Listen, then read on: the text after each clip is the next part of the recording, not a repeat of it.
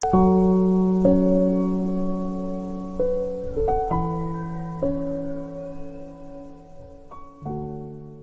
is Tasia Podcast, a podcast that brings on discussions on topics that makes you more civic-minded. I'm your host, Joseph Lazi. In this episode of the podcast, we are going to discuss about electoral process and the potential electoral conflict at each phase of an election. It is important to know that the involvement of young people in prevention of potential conflict and violence during an election period in the country is very key to the success of an election process. At Samburu Empowerment Network Organization, we started a campaign to encourage a peaceful coexistence during this election period in Kenya. We encourage people to support a peaceful election by choosing to vote for peace. With me in this show is John Ewoi. John Ewoi, welcome to Tasia Podcast. Thank you so much, Joseph. It is my pleasure to be again with you.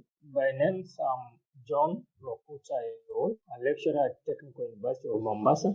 And beside being a lecturer, I do advocacy for persons with disabilities across the country. And that's my passion. But beside also that one, I have the second passion, which is politics. And that is why when you introduced this topic to me, I felt it is good also to share my views in regard to politics and peace. This time round, I thought of having this kind of conversation because of an online campaign we have begun that is called I Support a Peaceful Election, I Fought for Peace. Having in mind that Kenya is in an election mood, campaigns have officially begun at the end of May actually, and people are now campaigning. So I saw that it is good for us to sensitize the masses and the general public on this issue of electoral process and also preventing conflict that is always that can actually come through the process. So having in mind that we've experienced that one in 2017, and it is an ugly thing that we actually don't want to actually be faced with that kind of a challenge as a country. So I saw that it's good that we become prepared by actually educating people on the importance of peace actually throughout the electoral process. My first question, can you make us understand when does an electoral process begin? From when do we say that this is an election period?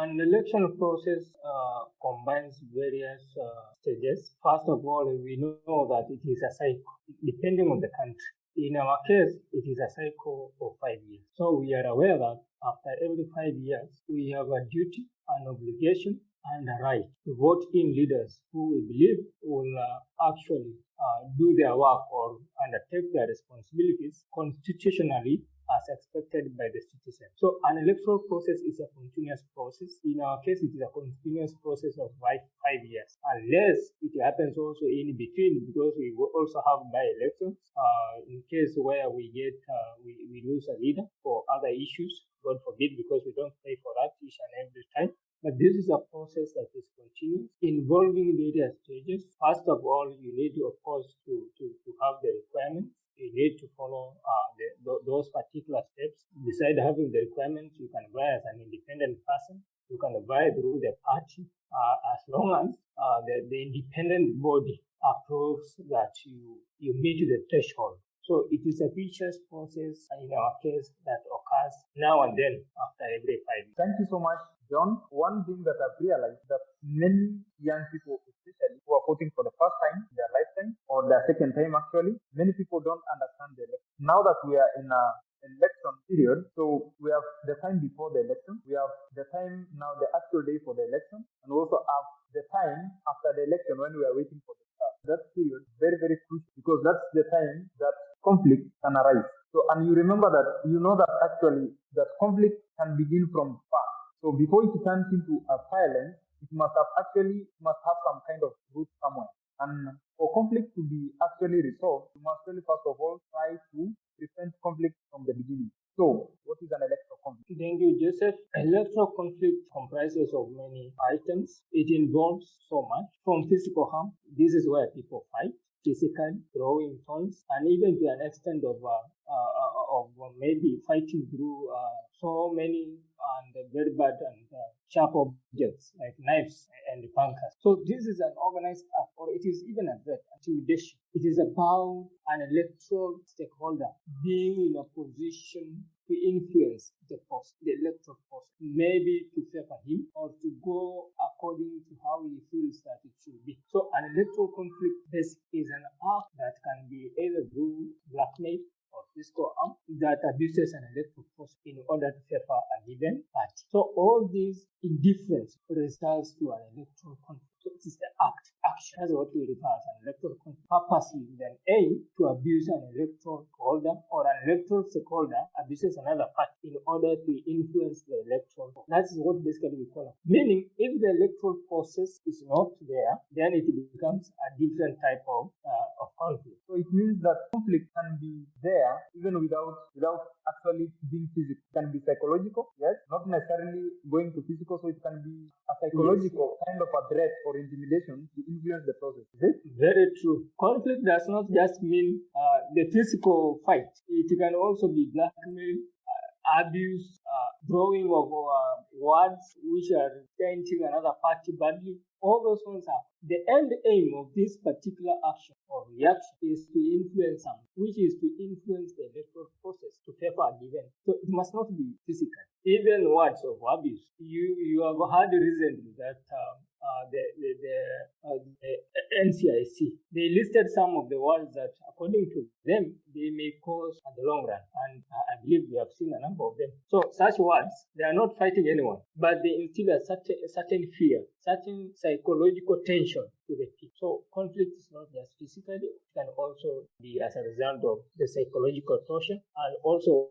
words that may create tension and fear to them. What about electoral violence? When the conflict turns to an electoral violence? Now, when conflict escalates further and enhances physicality and use of passiveness, that's when now it changes to electoral violence. It is now involving undertaking actions, the use of force. That one now, it changes from what we are referring as the conflict that may be created through tension and other blackmail. Now it becomes a serious thing because this one now, it is getting to whereby people can even take an action, like even ensuring that they take an action of announcing results. It becomes violent. Remember, it just extends beyond the electoral process. The main aim of this thing is to ensure that we create a certain perception. This perception has a likelihood of leading to violence, thus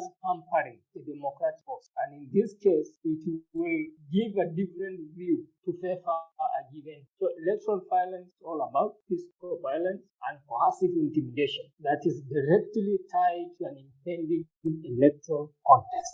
It is clearly different. We come in physically to ensure that what we are intending is achieved. By that, we will call it an electoral violence. Now, because I think one good thing is that most people don't understand that the conflict begins just from simple actions or acts of abuse, of blackmail, intimidation, then it grows further into physical and very harmful kind of threat.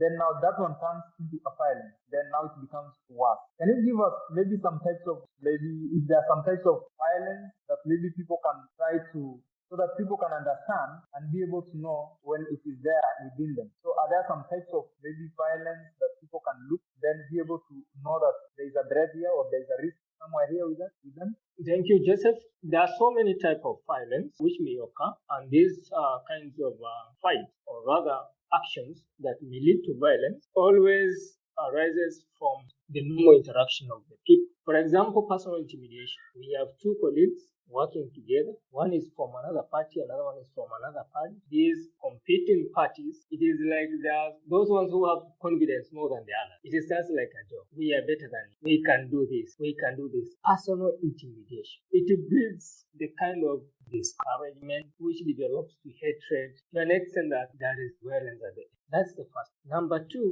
there is also what we call the coercion of voters. You try to ensure that you win voters, but not in the right way. You are not convincing them so that they can follow you. You know, politics is a game whereby you need to create a big room for friends if you want to win votes. But to some people, I have 500, so bring 10 people, each one of them this amount of money. You coerce the voter, meaning even their own, the voting pattern that they form, it's not out of their heart. It is as a result of a given vote. They debate on elimination of political rivals. Sometimes we have an opponent that, according to an observation of another opponent, he may not be in a position to beat him. He is a strong person politically. Due to fear of fair competition, some are eliminated, and it has happened even in this. But at the end of the day, you are not eliminating an individual. He has also masses, the followers. It breeds violence. Another one is suppression of voter turnout. Some politicians initiate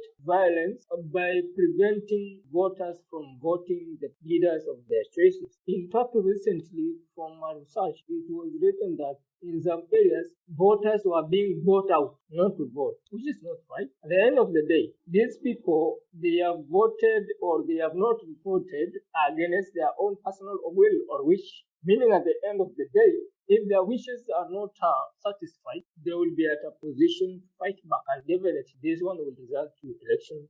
Intimidation of election issue. You are an outgoing MP. You still feel that you have the status of the MP. You are an outgoing governor. You still feel that you still have the status of the office. Therefore, you intimidate even the electoral officials, the independent institution. This one also breeds election violence and a type of an election violence. Coercion of voters by voters, etc.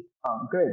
And because I've already noted that a number of them are there. So it means that violence can be there without being physical. So because coercion of voters and intimidation, maybe sometimes it cannot be physical. It can be through words of mouth. There is this kind of violence. And before, during, and after election, who becomes now at risk? Joseph, all of us, we are at risk of when an election violence occurs. From the very people who vote, the voters themselves, they are at risk. When it happens, no one is happy. All of us are at risk. The candidates themselves, when it happens, we don't know what next. Meaning everyone is thrown to limbo, to a vacuum where we don't know what. The media itself. In fact, there was a place where the media was crashed last time by loyalists of a given candidate because they felt that the media was a bit biased. Media representatives themselves. The election process itself will not hold the voters. It will not actually win the integrity test. And that is the basic and fundamental thing for an electoral body. Political party, officers and officers, all of them, they will be blamed in one way or another. In fact, in working democracy, even if we destroy materials, all of us will become losers. So in simple terms, electoral violence leads to harm in the society because it does not leave anyone behind. All of us will be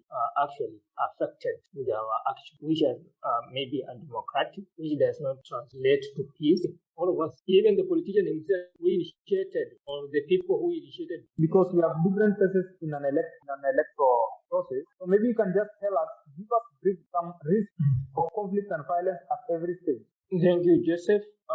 An electoral process is quite elaborate and it is long, and we have so many. Sometimes people tend to feel that they need to buy, and that is where their political interests are initiated. Maybe before a period of 8 months to across a period like now, whereby we are remaining with 2 months, forms the first stage of an election phase. At this stage, there are so many threats, intimidations, etc. Remember, at this stage, this is where we have nominations from the parties, meaning those ones who are in one way or another disadvantaged at the party level will opt to buy independently. What happens? Sometimes these people are targeted. It starts like a threat and maybe a tactic for those ones who have participated. Secondly, at this stage, there is a lot of harassment. So this is where the public rallies, people calling names. This first stage harbors so many things.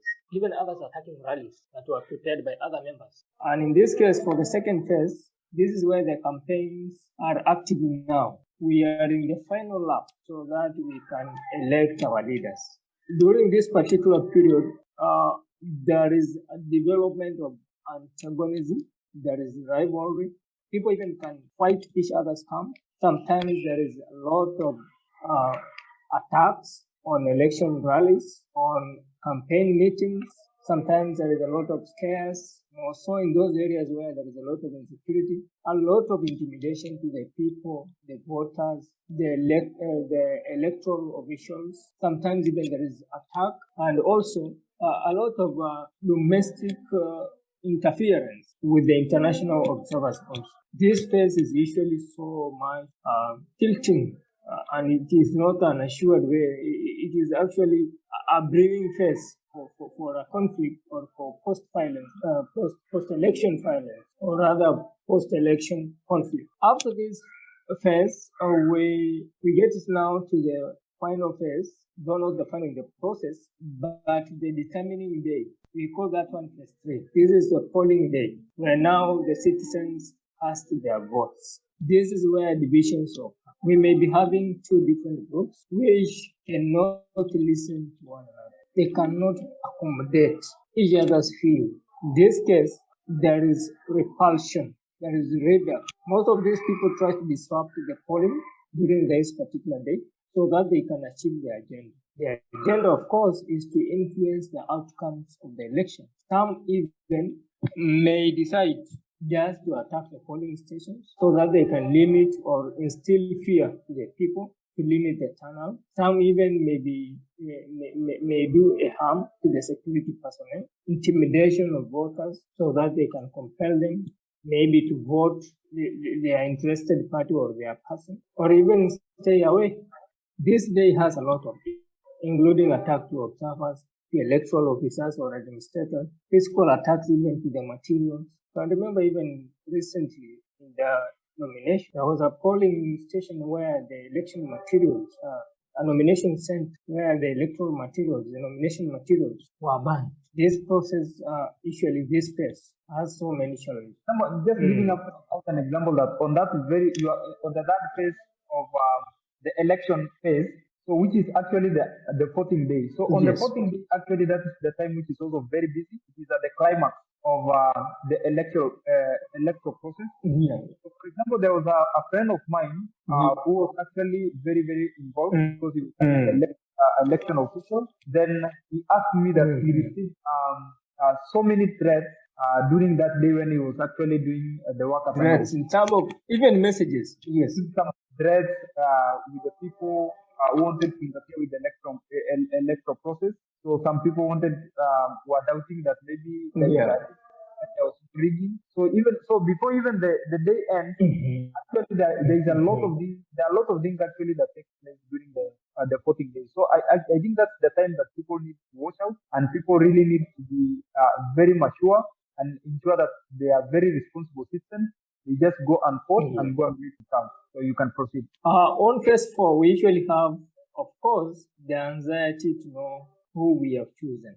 Between this process, which is the voting and the proclamation or an announcement of whoever has won, usually there are a lot of rumors. Rumors are usually a cause of earlier fights before even the truth are known.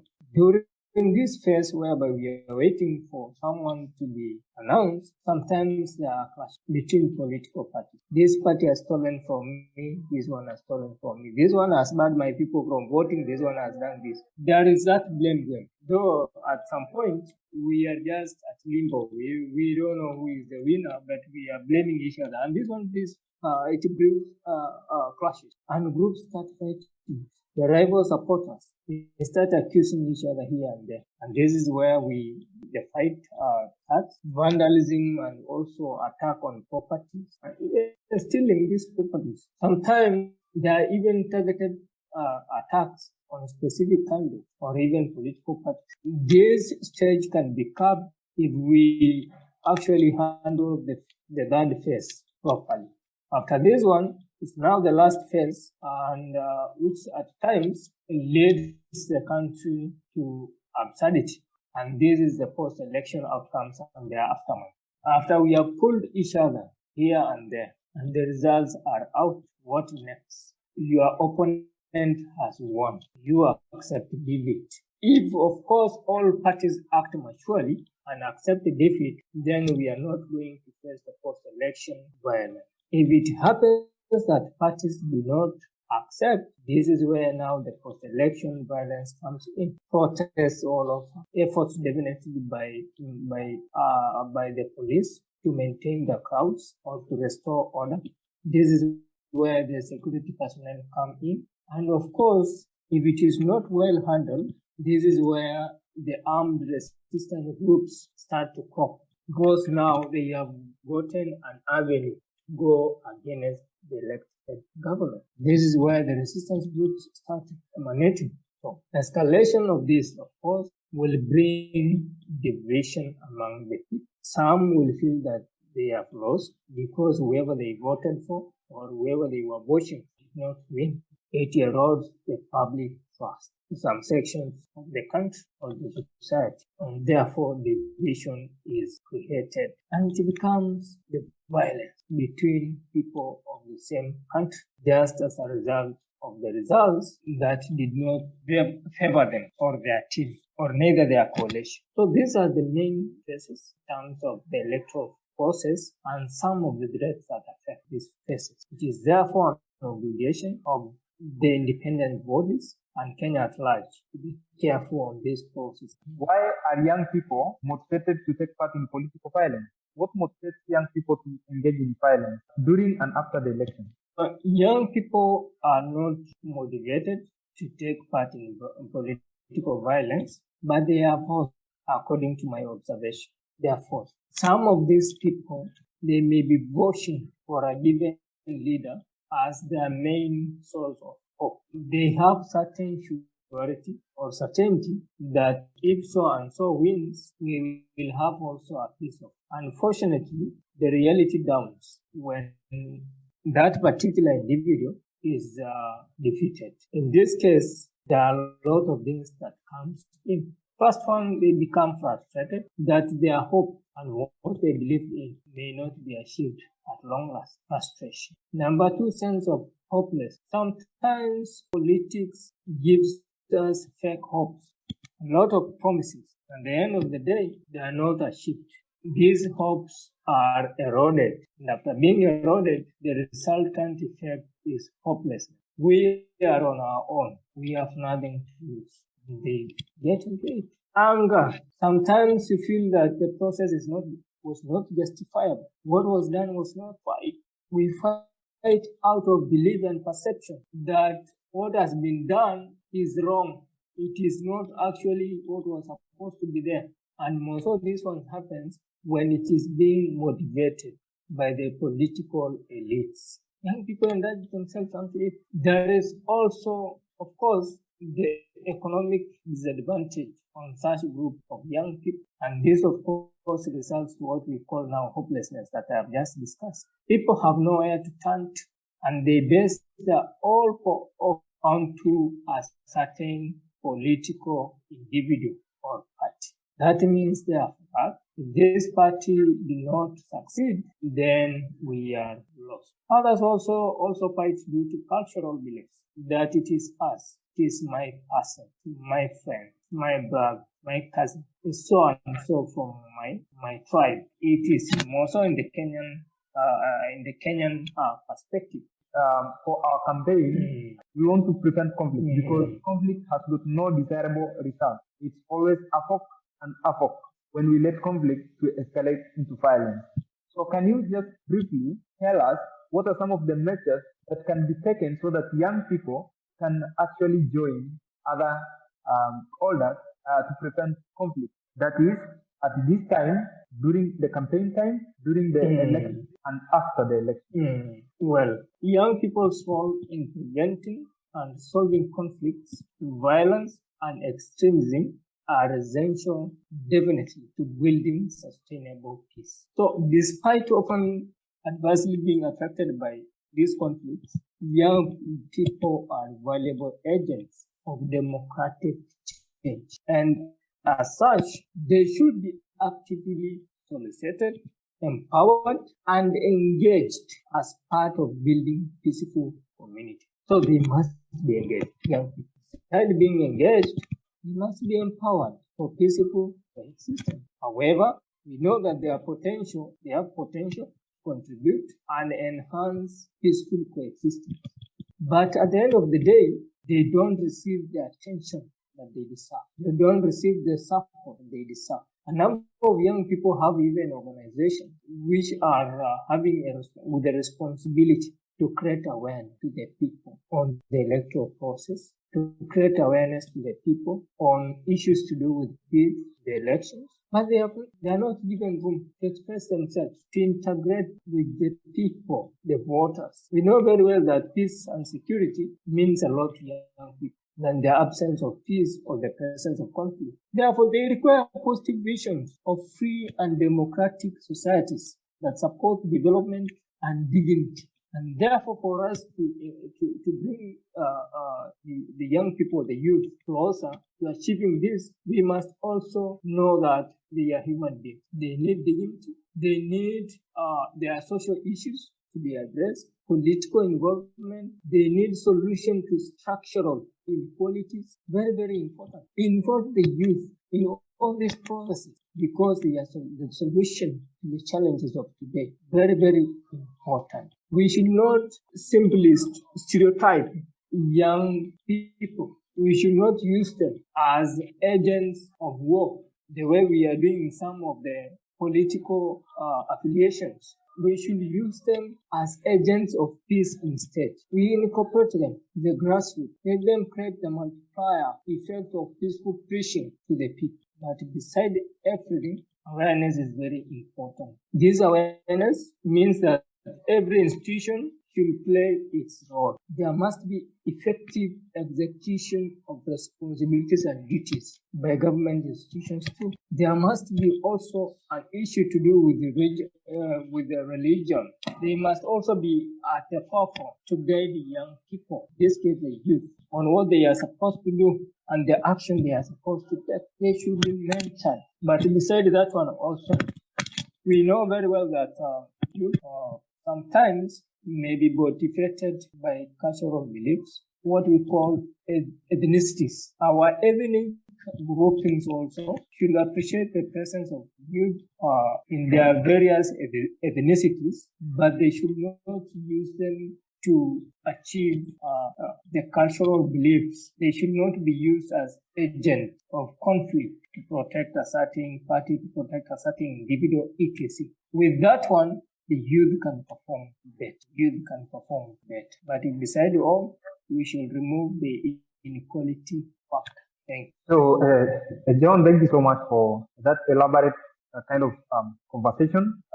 From your conversation, I've been able to understand that the issue is that we as people, we as authors, we as citizens have a noble responsibility to ensure that we are responsible in our acts, in what we do, in what we say, and in everything that we involve ourselves when it comes to the electoral process. We should be very, very responsible. We should be our brother's keeper. We should be aware that there is life after politics, and there is always life after election. And actually, it is us who are going to be together. So we should not let this process actually to bring enmity between people. So, and only that can be achieved when we are responsible. We should avoid actually implicating other people because of maybe their ethnicity, because of their political affiliation, and we should always argue and discuss with the principle, like people who are guided with principle. And with all that kind of knowledge that we have given out, I think our listeners will be able to reflect